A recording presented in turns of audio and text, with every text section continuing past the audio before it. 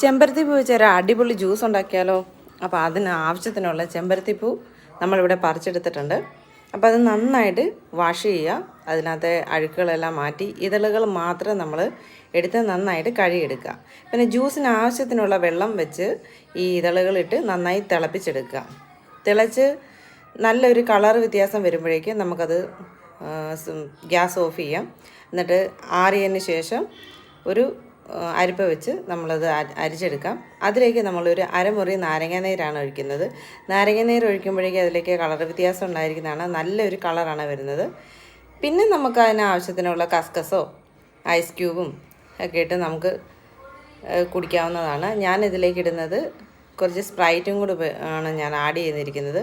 നല്ല സൂപ്പർ ടേസ്റ്റാണ്. അപ്പോൾ നിങ്ങളും കൂടെ ഇത് ട്രൈ ചെയ്ത് നോക്കണം. അപ്പോൾ നിങ്ങളുടെ അഭിപ്രായം അറിയിക്കുക. അപ്പോൾ അടുത്തൊരു വീഡിയോ വരാം. ടാറ്റാ.